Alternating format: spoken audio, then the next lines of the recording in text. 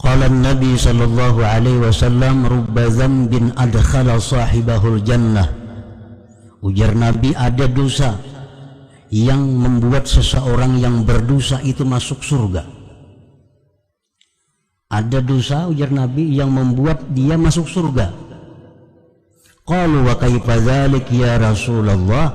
Bagaimana bisa demikian wahai Rasulullah? Ujar para sahabat.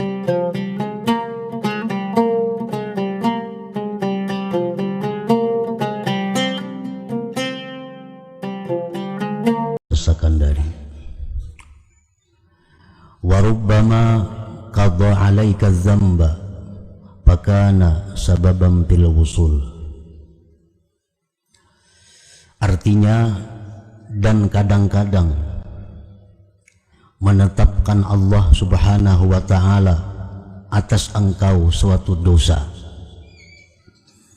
maka jadilah dosa itu sebab pada sampainya dia kepada Allah Subhanahu wa ta'ala.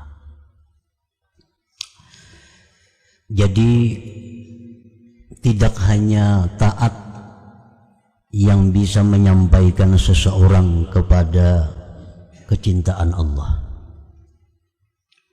tidak hanya taat yang bisa menyampaikan seseorang kepada keridhaan Allah, tidak hanya taat yang bisa menyampaikan seseorang ke surganya Allah,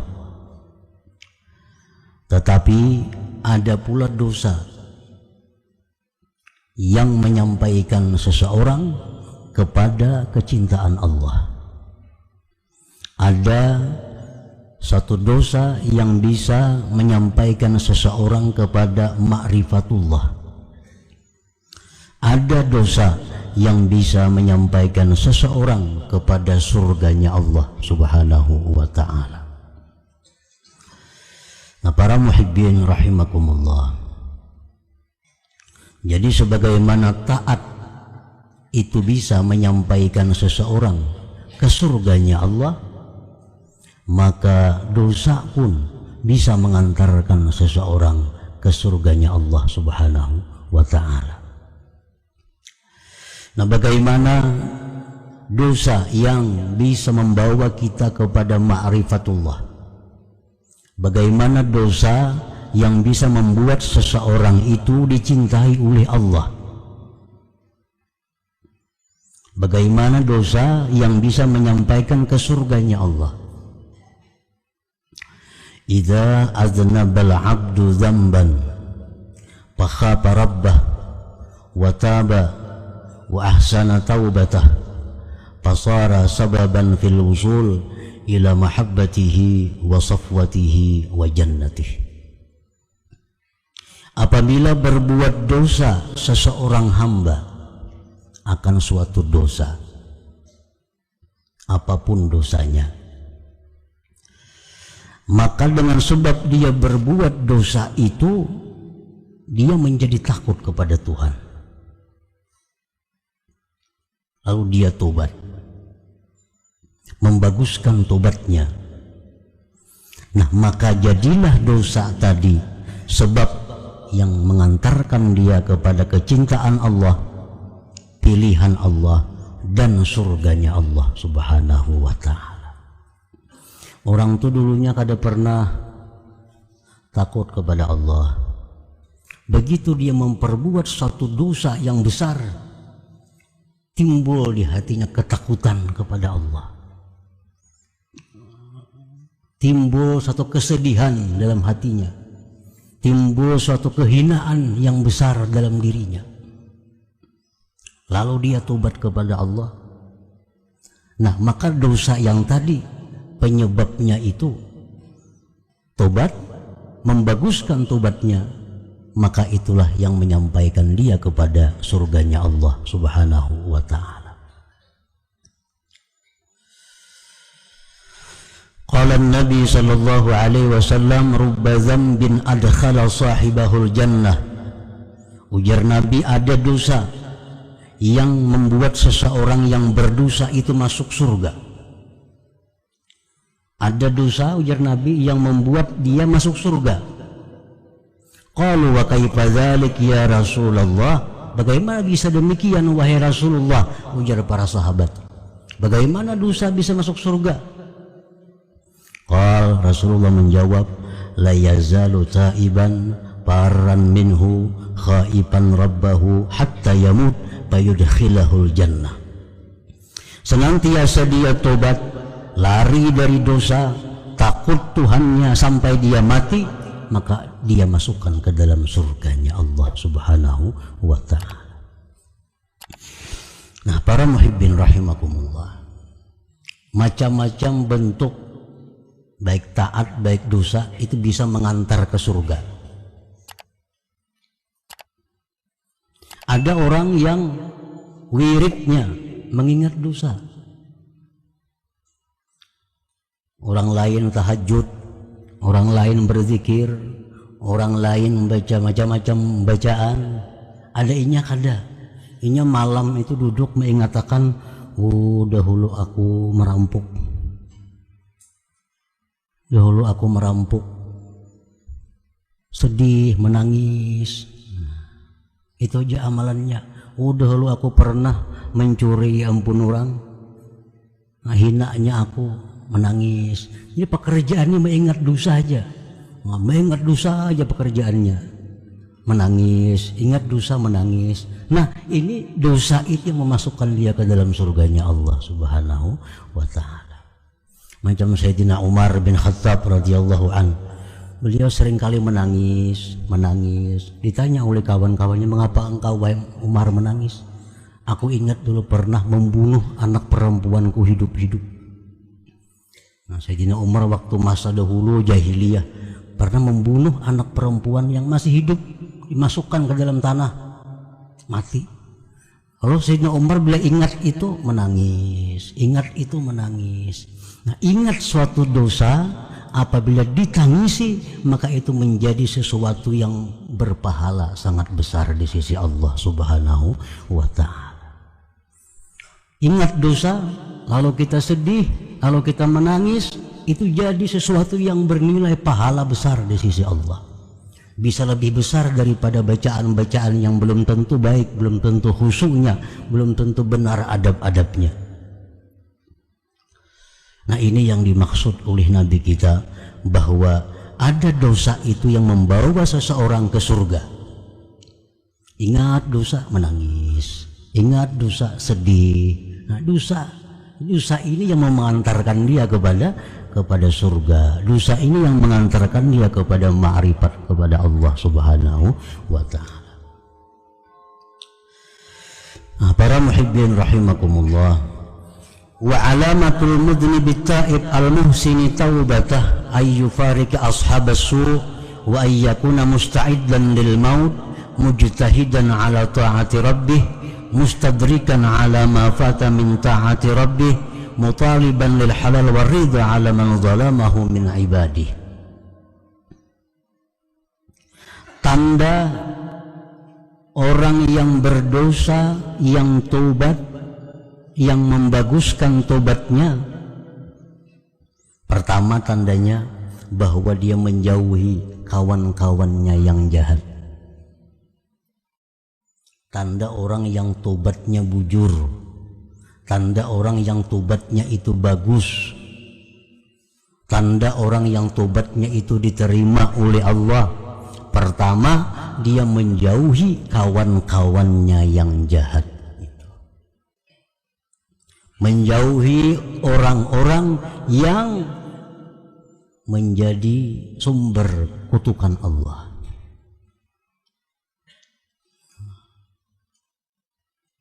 Menjauhi orang-orang yang menyebabkan dia mendapat percikan daripada laknatnya Allah. Kalau yang kita kawani orang yang disayang oleh Allah, kita akan dapat percikan rahmatnya Allah. Kita akan dapat percikan berkah dari Allah. Walaupun kita duduk di samping orang yang disayangi Allah, walaupun kita guring kada beribadah, tapi di samping orang yang dicintai Allah, maka rahmat Allah itu sampai kepada kita.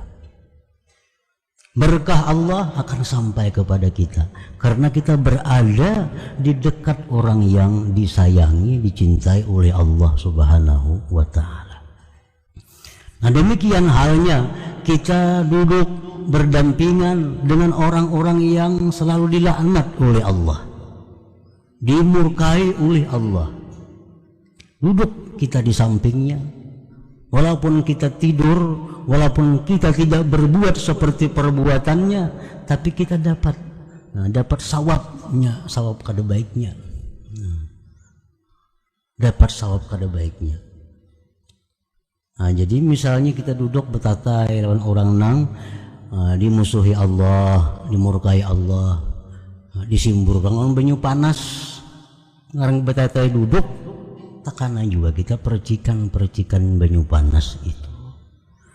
Nah, jadi tanda orang yang tobat, yang membaguskan tobatnya itu, pertama dia mesti jauh dulu dirinya dari orang-orang yang jahat itu. Jauh dari orang-orang yang jahat. Yang kedua, tandanya orang yang membaguskan tobatnya itu bahwa dia mempersiapkan diri untuk kematian. Mempersiapkan diri untuk kematian. Nah, bila kita kadang mempersiapkan diri untuk kematian, tentu kita akan mengalami kesusahan, penderitaan. Kematian itu mulai sakaratul maut, ada persiapan khusus yang diajarkan Rasulullah. Menghadapi munkar nakir, ada persiapan khusus supaya bisa lulus dari munkar nakir. Dibangkit dari kubur menuju padang mahsyar yang sangat panas, itu ada persiapan khusus agar kita bisa terhindar dari panasnya waktu itu. Menghadapi pertimbangan amal, menghadapi titian, itu semua ada persiapan agar bisa selamat sampai ke tujuan surga Allah. Nah, orang yang tobatnya benar, orang yang tobatnya diterima Allah, dia mempersiapkan segala-galanya untuk menghadapi tantangan-tantangan yang demikian tadi.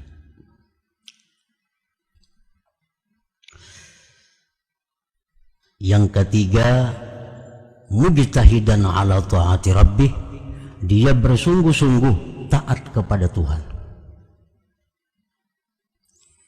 Mustadrikan ala ma fata min ta'ati rabbih, dia memperdapati atas yang keluputan daripada taat kepada Tuhan.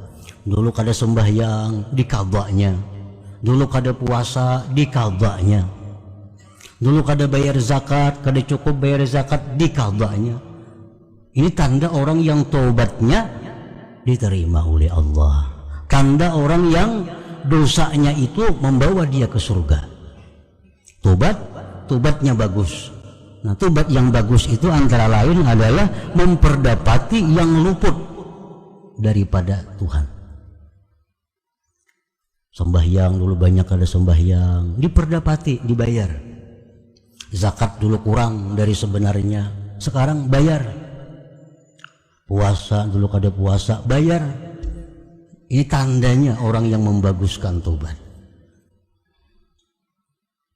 Mutaliban lil halal war ridha ala man zalamahu min ibadi, menuntut halal, ridha atas orang yang pernah dia zalim dari hamba-hamba Allah Ta'ala. Nah, dulu pernah itu kusakiti, datangi minta halal, minta ridha. Dulu itu pernah ku aniaya, datangi minta halal, minta ridha. Dulu duitnya itu pernah ku ambil, minta halal, minta ridha. Dulu pernah minum di warung kada bayar, datangi ampun warung, minta halal, minta ridha. Dulu wadai 3 bapadah 2, datangi minta halal, minta ridha. Tanda membaguskan tobat itu. Jadi kalau hanya sekedar menyesal, berhenti, bagi kita kada berbuat dosa lagi, tapi kada ada membayar, nah kada memperdapati, kada minta keridhaan, itu tobatnya tentu tidak bagus, tobatnya tidak diterima oleh Allah Subhanahu wa Ta'ala. Nah, jadi apabila kita berbuat satu dosa lalu tobat, dibaguskan tobatnya, maka dosa tadi akan membawa kita kepada surga Allah Subhanahu wa ta'ala. Fakam min waliyyin min awliya'illah kana mujaniban ta'ala rabbih summa taba wa ahsana taubatah fasara ila ma sara ilaih. Berapa banyak wali daripada wali-waliullah yang dulunya jauh daripada taat kepada Tuhan, kemudian tobat dia, membaguskan tobatnya, akhirnya jadilah mereka kepada sesuatu yang jadilah mereka kepadanya. Tidak sedikit wali-wali Allah itu nang asalnya orang ini sangat jauh dari Allah. Tidak sedikit wali-wali Allah nang asalnya dulu ahli maksiat kepada Allah. Tapi karena mereka menyadari kehinaan dirinya dengan maksiat itu, lalu mereka tobat, membaguskan tobat, akhirnya mereka jadi aulia Allah Subhanahu wa ta'ala. Miswa Fudail bin Iyad contohnya yang terkenal sudah kisahnya. Karena syatira, dulunya perampok.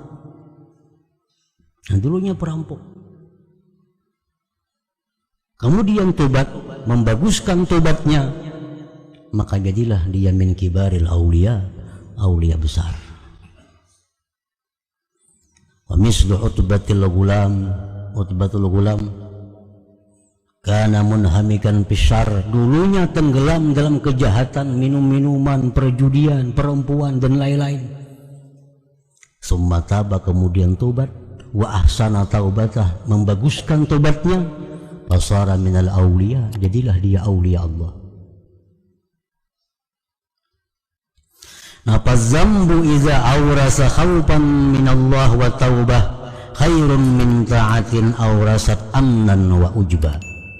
Maka bermula dosa apabila menimbulkan ketakutan kepada Allah, menimbulkan tobat, maka dosa itu lebih baik daripada taat yang membuat dia merasa aman dan ujub dengan dirinya. Ini dosa, maksiat, tapi mbak itu ini takutan lawan Tuhan, lalu nya bertobat. Nah, dosa tadi lebih baik daripada taat, yang mana seseorang dengan taat itu menjadi merasa aman dirinya, merasa pasti ke surga, merasa dirinya ahli surga, takjub dengan dirinya. Nah, itu taat lebih hina daripada maksiat. Nah, para muhibbin rahimakumullah, jadi taat itu yang dipandang Allah isinya, dosa dipandang Allah isinya. Nah, kenapa taat itu menjadi mulia?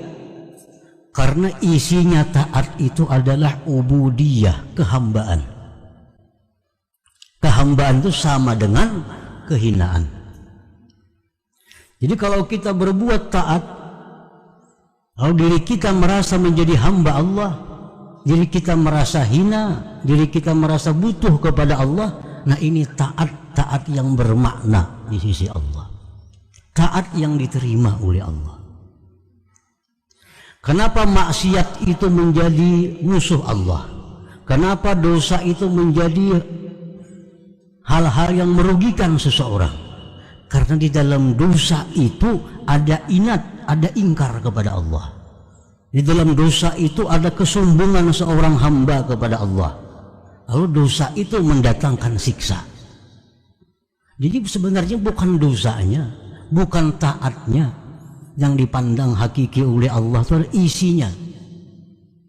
Bukan zahir perbuatan taat, bukan zahir perbuatan dosa, tetapi isinya yang dipandang oleh Allah. Kalau perbuatan taat tapi isinya kada sesuai, taat tapi isinya angkuh, isinya sombong, isinya ujub, taat ini tidak akan punya arti apa-apa di sisi Allah dan tidak akan memberi manfaat kepada orang yang berbuat taat itu. Nah demikian dosa. Kalau dosa ini dalamnya berisi kehinaan, dosa ini berisi bahwa dia sangat berhajat kepada perlindungan Allah, maka dosa ini menjadi sesuatu yang menyebabkan dia diridhai oleh Allah Subhanahu wa taala. Nah, jadi bukan dosanya, bukan taatnya yang dipandang Allah, tapi isi dari keduanya itu. Nah, sebagaimana berkata Imam Ahmad ibnu Athaillah, maksiatun awrasat dhullaw wa iftiqara khairun min ta'atin awrasat izzaw wa istikbara. Maksiat tapi menimbulkan kehinaan dan keberhajatan kepada Allah lebih baik daripada taat yang menimbulkan kemuliaan dan kesombongan.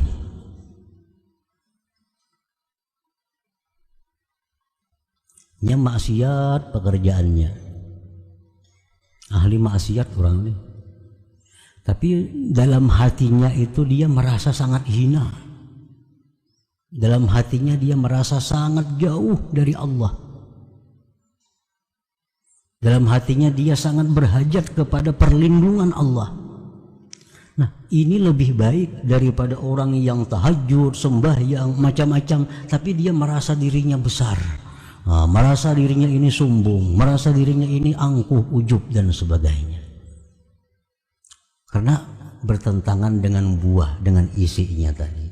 Taat bermanfaat kepada kita, dihargai oleh Allah bila taat itu berisi ubudiyah, kehambaan. Kehambaan artinya kehinaan. Nah, dosa itu menjadi penyakit, dosa menjadi azab bila isinya keangkuhan, bila isinya keangkuhan, keingkaran. Nah apabila dibalik yang dipandang itu isinya. Walidzalika qila, oleh karena itu dikatakan orang al-jahil al-mutawadhi' lillahi ta'ala khairun minal alim awil abid al-mutakabbir. Orang jahil, kada punya ilmu, tapi dia tawadhu. Dia merasa kebuduhan dirinya, dia merasa kehinaan dirinya. Si jahilnya itu lebih baik daripada orang alim atau ahli ibadat yang sombong. Ilmu itu bisa bermanfaat kalau membuahkan apa? Membuahkan kehinaan diri kita, membuahkan kebesaran Allah Ta'ala. Itu ilmu yang bermanfaat. Kalau punya ilmu banyak tapi kada membuahkan itu, ilmu kada ada manfaatnya.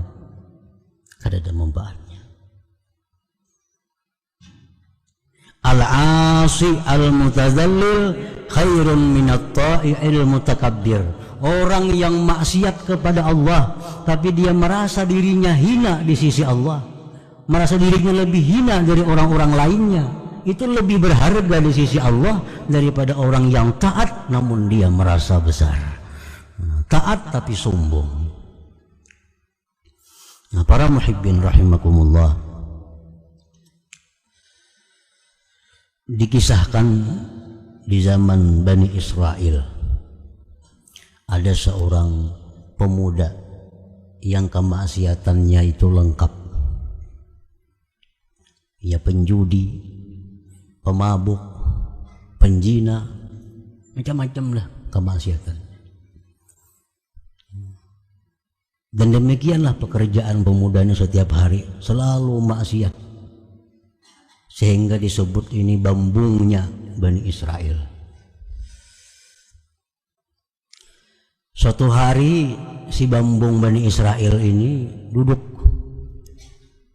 melihat lewat di jalan itu ada seorang ahli ibadah, ahli taat kepada Allah. Si ahli ibadah ini berjalan, awan menaungi di atasnya. Nah, keramatnya si abid ini, kemana dia pergi awan mengiringi. Nah, si bambung tadi melihat, oh itu orang ahli ibadah, oh hebatnya, mulianya dia, awan aja menaungi kemana berjalan. Aku maka berbuat maksiat, aku berbuat dosa, hinanya aku di sisi Allah. hinanya aku di sisi Allah. Lalu dalam hatinya terbuka, aku ingin mendatangi si Abid tadi, barangkali aku ada dapat berkatnya, barangkali ada dapat syafaatnya. Maka si Bambung tadi jalan mendatangi si Abid tadi. Si Abid tadi duduk, si Bambung tadi duduk di sampingnya si Abid tadi. Si Abid na ahli ibadah ini melihat dihigap, oh ini pemabuk dihigap nih, penjudi, penduduk betatai aku sini, kumu anni, tinggalkan aku, jangan berparak sini, jangan berparak sini, kamu jauh pada sini.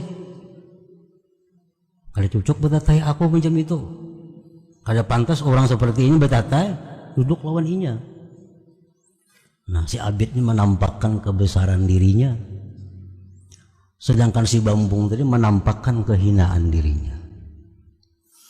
Akhirnya Allah Subhanahu wa ta'ala menurunkan wahyu kepada Nabi di masa itu.